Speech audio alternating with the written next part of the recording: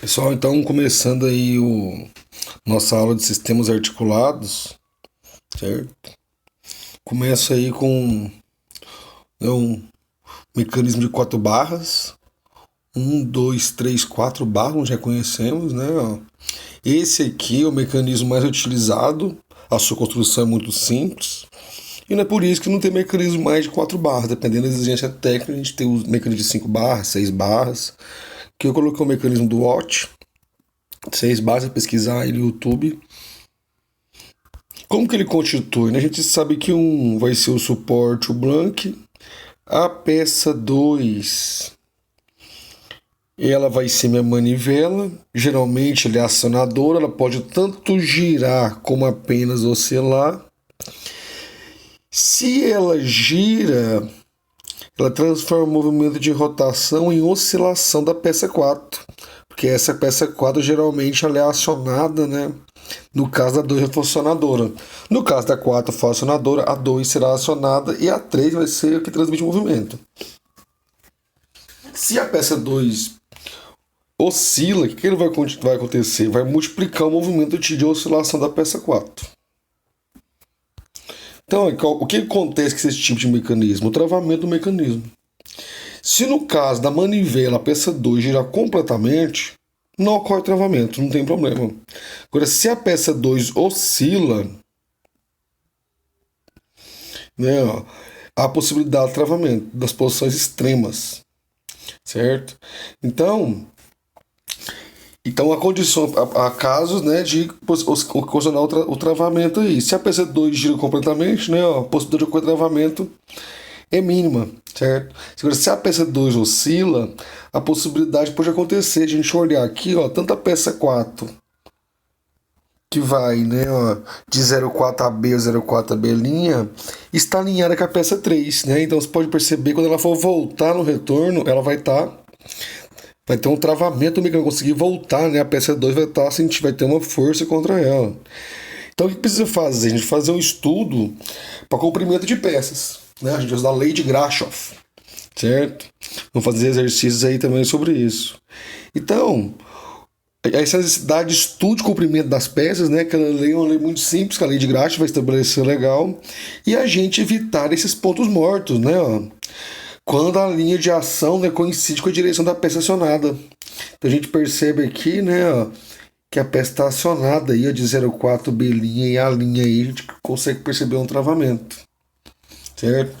Então quando acontece isso, para isso, né, a gente estuda maneiras para o quê? Para evitar esses pontos mortos. Como que eu evito esses pontos mortos, né? Ó? Muito interessante aí, né, ó, é o uso da inércia. A gente fala muito de volante de inércia, né? Ó, que ele é um dispositivo de armazenamento de energia. Mostrando uma imagem aí, ó, do volante de inércia, né? Ó. Ele absorve e armazena energia cinética quando acelerado. Então ele retorna energia ao sistema quando necessário, ocasionando redução de sua velocidade e rotação. Então os volantes são usados para suavizar as variações da velocidade de eixo causadas pela variação de torque. A gente, né, nota muito em volante de inércia em motor de automóveis, também para estabilizar, para tirar vibrações e tudo mais. E armazena energia cinética também. Então, se tiver, né, a terceira lei de Newton atuando, a inércia, né, um volante de inércia, geralmente eles são muito pesados, né, eu coloquei outros exemplos de volante de inércia, certo? Então eu coloquei aqui um volante, né, de inércia para ajudar aí na estabilidade. São aplicados, né, muito em motores, compressores, combustões, prensas, pulsões, esmagadores. Aqui tem um volante na prática, né? Também aqui, ó, ligado aqui, que é extremamente grande. Justamente, eles são pesados. Você pega com um volante de inércia do motor de combustão, bem seja do Uno, ele tem uma massa bem acentuada aí. Então aqui, ó, o que eu fiz nesse slide? Considerei que a peça 4 oscila. Vamos supor que ele está pisando aqui, ó, no pedal da minha máquina de costura. Esse pedal seria o que? Seria minha peça 4, certo? Então, ó, se eu pisar na peça 4, o que vai acontecer, né? Ó? a consequência aqui, ó, que vai ocorrer dois pontos mortos nos extremos do movimento, certo? Aonde que são os extremos, né? Ó? Aqui, ó, eu tenho uma letrinha, né? Ó, duas linhas, gama duas linhas, aqui eu tenho gama linha, certo? A gente vai estudar daqui para frente o seguinte, certo? Que a gente vai precisar usar, né, ó, os volantes de inércia, né, ó, para evitar esse tipo de travamento. E outro detalhe, que eu tenho um limite de ângulos, né, ó, para ser estudado.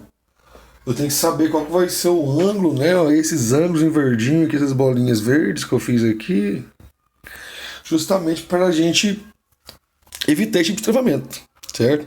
Então, como vamos fazer isso, né? Então, ó,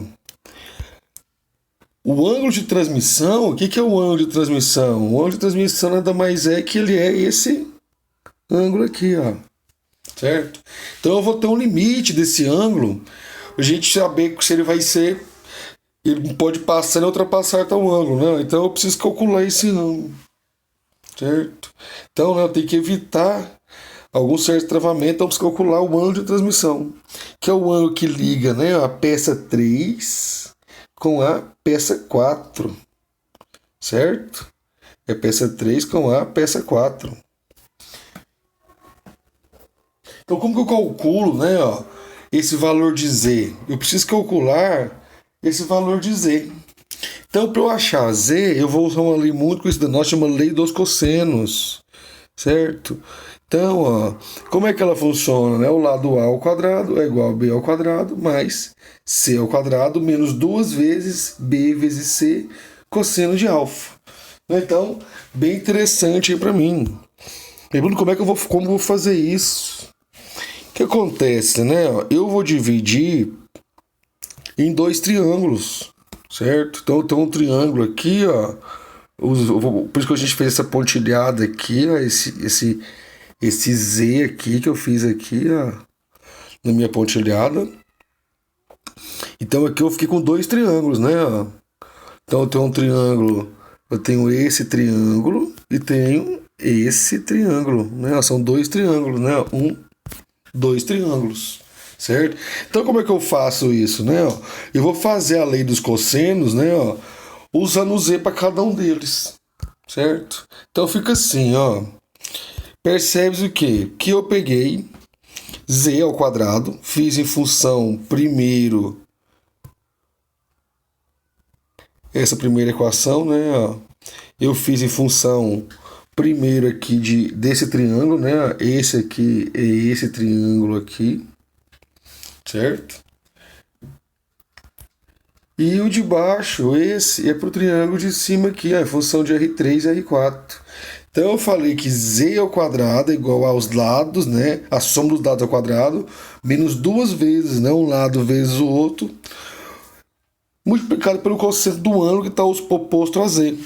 Certo? Então tá Z ao quadrado e Z ao quadrado pelos dois triângulos, né? Dois triângulos, certo? Esse aqui, ó, pro de cima e esse aqui pro triângulo de baixo, certo? Então, ó, eu igualando o Z, eu consigo, né, ó, achar o valor aí do meu ângulo, certo? Vai dar cosseno de alfa, R1 ao quadrado, mais R2 ao quadrado, menos R3 ao quadrado, menos R4 ao quadrado, menos 2 vezes R1 vezes R2, cosseno de θ2, né? Fizemos em função do ângulo θ2, né? Menos 2 vezes R3 vezes o R4 aí no caso. Então aqui com esses cálculos a gente consegue calcular o ângulo de transmissão. E por que não é tão importante calcular esse ângulo de transmissão? Como eu disse, a gente tem um ângulo de transmissão, né, ó, máximo e mínimo. Então esse ângulo do ângulo duas linhas aqui, ó, meu gama duas linhas, né, não pode passar de 140 graus.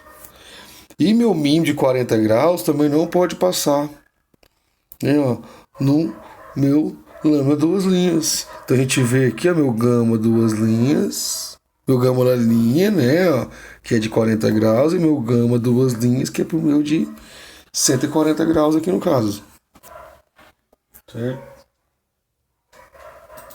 Aí tem vários outros, né? Tem umas variantes do mecanismo 4 barras que a gente sempre cita aí, certo?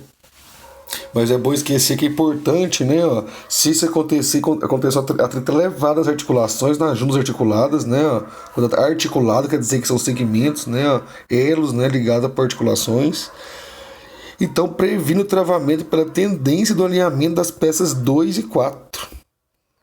Né? Então, interessante aí a gente seguir esse princípio para evitar o travamento. E aqui são algumas variantes, né? Eu coloquei o mecanismo cruzado, certo? Esse mecanismo cruzado aí, né? Ó, quer dizer que a peça 2 e 4, elas giram ao contrário.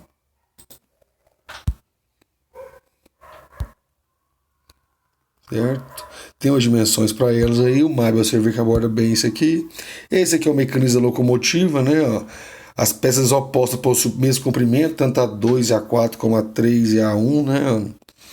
Então elas permanecem paralelas, né? E todas as duas têm movimento de rotação aí no caso. O mecanismo da locomotiva. Outro mecanismo que eu tenho é da manivela dupla, né? A gente chama de manivela dupla.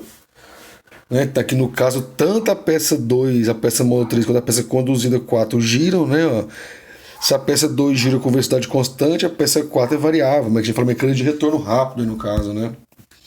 Aqui são algumas condições aí para evitar o mecanismo trava, né? Então tem umas condições de dimensões, distâncias aí, o mecanismo não travar, a gente quiser fazer que os dois, né? Tanto o item 2 como o item 4, eles travam. Aqui é outra variante, é o bloco deslizante, né? Uma alternativa construtiva para o balancim, um bloco deslizante. E aqui é muito importante para a gente resolver até o exercício, eu pedi para você classificar os mecanismos em 4 barras. Você tem que saber se ele é uma manivela balancim, manivela dupla, balancim dupla. E aqui tem as condições, né? Se a peça 2 e 4, 2 gira e 4 oscila, manivela balancim. Se as duas peça 2 e a peça 4 giram, quer dizer que é uma manivela dupla. No caso, se a 2 e 4 oscilam, quer dizer que eles são, né, balancim duplo. Então, essa aqui é a classificação de mecanismo bem interessante pra gente aí. E aqui a lei de Graça que você tem agora há pouco, que ela estabelece a forma de operação do mecanismo em função do comprimento de suas peças. Estamos falando de mecanismo 4 barras, né, quadrado articulado. Então, os mecanismos plano de 4 elementos que possuem apenas pares rotativos são divididos em 2 classes, né? Então, bom lembrar dos pares rotativos. Como é que ele funciona isso? Classe 1 e classe 2. Certo? Alguns autores aparecem com classe 3. Eu já vi o Nimo aparecer com isso. Mas o classe 1 e o classe 2 são os mais comuns. Porque se atender à condição de Grashof, né, é uma coisa. Se não atender à condição de Grashof, vai ser a outra classe. Então, por exemplo, de todos os mecanismos em que um elemento, o de menor dimensão, quer dizer, a menor peça, poderá realizar uma rotação completa em relação aos outros elementos. Então, a menor peça, ela vai realizar, né, uma rotação completa. Então, vou colocar uns vídeos aí, não deixa de ver, vou colocar um vídeo de plano articulado e colocar um de lei de Grashof para melhor entendimento aqui, certo? A gente fala, esse mecanismo é não Grashof, ou esse mecanismo é Grashof, né? Ó. Então, se ele for classe 1, ele atende a condição, ele é Grashof. Se ele for classe 2, nenhum elemento pode realizar uma rotação completa em relação aos 3 elementos, né? Então, quer dizer o que? Ele vai oscilar. Não vai girar, nada vai girar, né? Então, aqui, ó, como é que funciona essa lei de Grashof? Ele é bem simples, certo? Eu falo que ela é bem interessante porque ela é simples, mas ela é bem útil, ó. Ela é essa formulinha aqui, ó. S mais L, certo? É menor ou igual que P mais Q. Então acontece o seguinte: o S é o comprimento do elo menor. Ó, o S é o elo menor. O L é o comprimento do elo maior. Então eu vou pegar a peça menor mais a maior, vou fazer se ele é menor ou igual que as outras duas peças, né? Então é interessante saber quem que é menor e quem que é maior. Por quê? porque a gente sabe para funcionar esse tipo de mecanismo tem que ser um quadrado articulado, né? Certo? Ligado por juntas rotativas, então o comprimento menor ou maior. Então, tendo S mais L tem que ser menor que P mais Q. Quer dizer o quê? Que o somo do menor da peça com menor comprimento com a de maior comprimento deve ser menor ou igual que P mais Q. Essa é a condição para que um ou mais elementos consigam realizar a rotação completa. Certo? Então, quer dizer o quê? Né? Quer dizer para a gente que a gente tem dois tipos de classe, tanto a classe 1 como a classe 2. Se ela atender, né, a condição de Grashof, ela vai ser classe 1. Caso ela não atender a condição de Grashof, ela vai ser, né, classe 2, sendo não Grashof. Então aqui, nesse slide, é interessante que a gente fala o seguinte, né? Eu coloquei aqui S, né, manivela, peça fixa, peça adjacente a manivela, classificação, manivela, balancim. Se S for igual a peça fixa, a classificação da manivela é dupla. Se a peça S for a fixa, a classificação é balancim duplo, né? Então, no caso aqui, o que a gente quer falar aqui, né? A S, o que é o S? O S é meu menor elo. Se meu menor elo, né, for a peça, essa peça fixa aqui, no caso, foi igual a peça adjacente à manivela, foi essa peça, né? A gente tem manivela balancinho. Se esse, né, a menor peça for a fixa, a gente tem manivela dupla. Quer dizer o quê? Que vai rodar tanto a peça, as peças, as duas peças vão rodar no final aí, né? E se a peça S for a fixa, se for a S aqui for a fixa, certo? For oposta à fixa, né?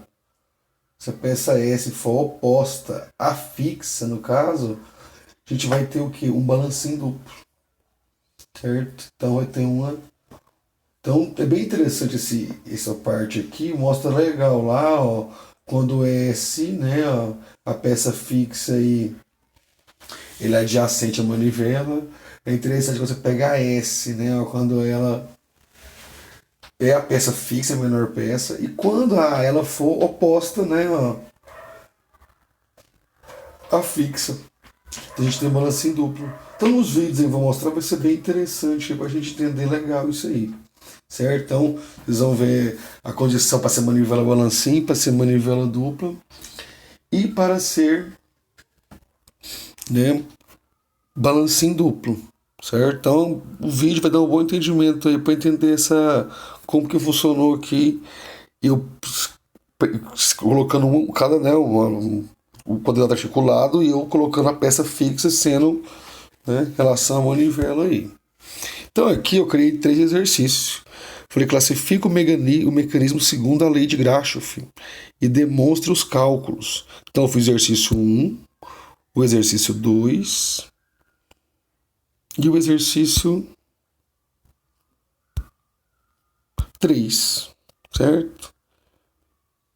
E o exercício 4. Então tem 4 exercícios aqui que eles foram criados aí pra gente fazer aqui durante a aula. E eu vou deixar mais uma aí pra gente fazer aí pra casa, certo? Vai ficar bem entendido isso aí. Então eu vou colocar o vídeo dos exercícios em outra gravação, para não ficar muito longa, né? Então por hoje é só. Qualquer coisa, vamos fazer o exercício aí para resolver isso aí. Tudo bom? Até mais.